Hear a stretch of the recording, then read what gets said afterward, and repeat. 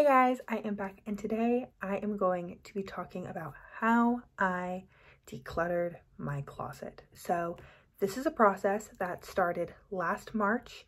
I have a little bit of clips of me sorting through things that I will play and talk through, but mainly I am moving in June, and so part of me really wanted to let some things go, clean some things out, but in addition to that, I also really wanted to find a personal sense of style. I don't know if I've accomplished both of those things. I don't know if I have like a signature style. I've been really inspired by a couple YouTube creators whom I will link down below. The main one is Nina Lee Kane. I think that her actual aesthetic, I think that her sense of style is very beautiful and classic. I kind of want to dress like her all the time. Through this process, I also let go of some things that had holes in them or were not working anymore, didn't fit me anymore, that I just like was having a hard time letting go of. So this was really helpful for that. I also, Hannah Louise Poston has been a big influencer of this, more in her journey of dressing in a way that brings true joy to your life. Dressing in things that make you like truly happy. She talks a lot about her chunky knits, and I don't have a large chunky knits collection. That's not her aesthetic, isn't necessarily what I'm trying to emulate, but her focus on like cultivating a collection that you just really love and you can just grab anything from your closet.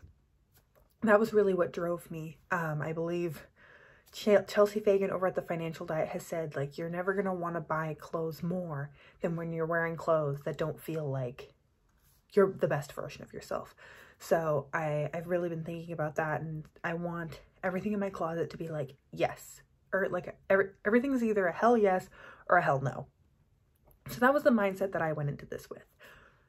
Secondly, I got my wisdom teeth removed at the beginning of the year, like the first week of January, and then I was left to my own devices. I do not sit still well at all.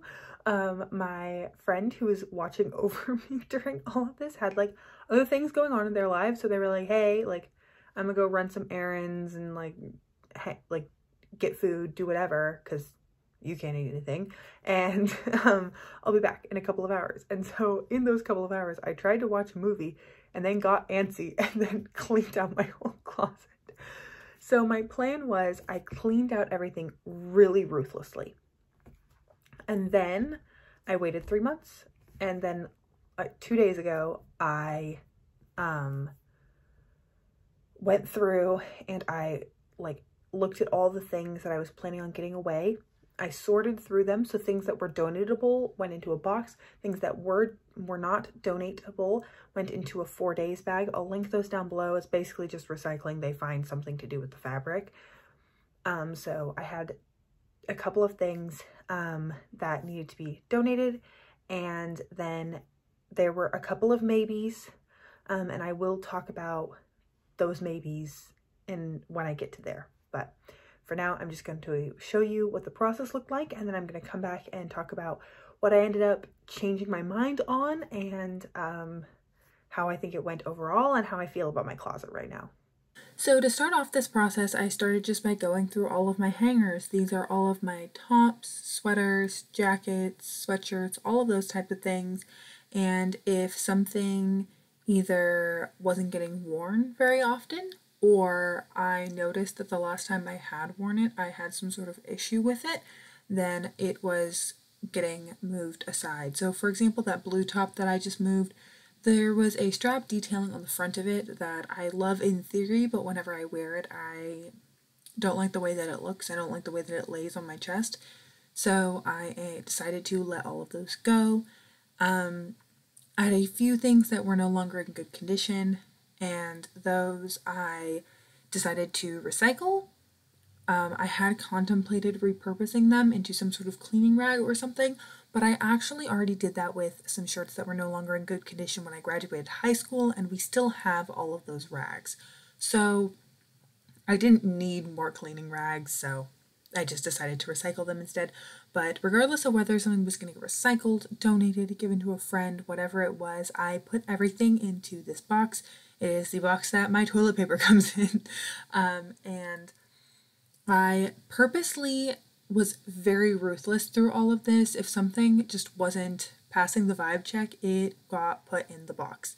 And this was very purposeful. I wanted to really see if I could live without some of these items, if I would have enough clothes to get by week to week. Obviously, like looking at my closet now, I can see obviously that I have enough clothes to get by week to week, but I don't know. There was just something in my head being like, well, what if you don't have enough t-shirts? What if you don't have enough of this? But I truly think I have abundance in what I already own. And then I went through my drawers. So I went through my workout drawer and just pulled out anything that either didn't fit right or had gotten old and things like that. You get the gist. I went through all of my sweatshirts and sweaters. I had some things in boxes under my bed. I went really ruthlessly through all of my like spring and summer dresses because that was another area of my life where I felt like I liked the idea of them more than I actually liked the reality, so I ended up getting rid of most of those. I had some stuff that was logoed from a previous internship that I didn't wear because I'm no longer working with that company, and just a lot of things like that. So again, I was very meticulously going through, and everything got put into this box and bag, and those got shoved into a corner of my room. Anything that had sentimental value got pushed into the back of my jeans drawer, and that was because those were at close hand. I could still wear them, but they were not hung with the rest of my clothes because they weren't something that I really like would choose to wear if they didn't hold sentimental value. So that is why I did it that way, and I think that that was a good way to do it.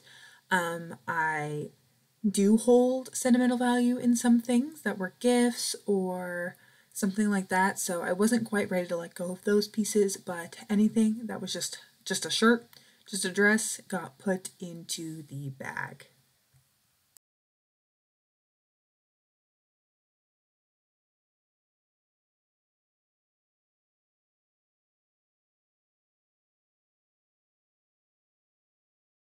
So then once I had cleaned out, I just lived with my closet. If I wanted something, I reached for it and I pulled it out of storage. And if I didn't want something, I just kind of like pretended it didn't exist, and that worked really well.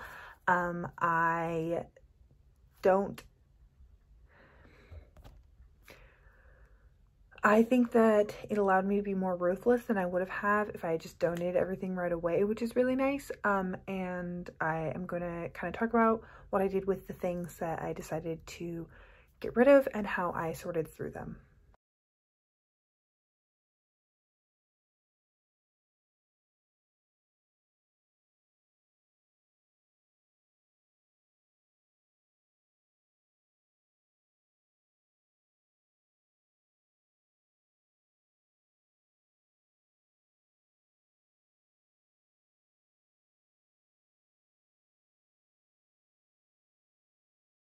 This portion of the capsule wardrobe was a little bit easier. I basically just went through everything that I hadn't touched in months, and I decided if it was in good enough condition to donate or if it needed to be recycled. Kind of like changed my mind actually about had a couple of pairs things. of jeans One top give that out I on thought I me wanted in to the past keep, couple I of months. realized I One of didn't them like ripped how it along wore. the I had that thigh, the moment other where I was one, wearing it and I the was like, button fell oh, off of this them, is so I fine, couldn't I close guess. them And I was anymore. And so both of nope, those you had to have go, and then there were a tops couple other in pieces. your I also closet took that you this really time to go like, through so my let's shoes, let and this there were a go. couple And pairs of there was one shoes that were top just no longer that in good I condition just and wanted needed to to have be like let go, a very unfortunately. cozy day. And it was just a t-shirt, but I really wanted that specific t-shirt because it's very oversized, very comfy. And so I pulled it back out and it made me really happy. I did have a pair of jeans that I decided to keep break on me. And I think those were the only things that I decided that changed from a keep to getting rid of or getting rid of to keep. Now that I have had that pair of jeans break on me, I am looking into getting a new pair of jeans to replace that because that was my only pair of blue jeans. I have a pair of black skinny jeans and a ripped pair of black jeans, and that's kind of it now. So I am looking to get one more pair of jeans, and I did get one top when I was out with my friend shopping, and it's just like a black camisole, but it felt like it fit really well with what I already have. As far as developing a capsule wardrobe, I didn't really follow the rules of like, oh, you pick 2 colors and you pick 2 accent colors.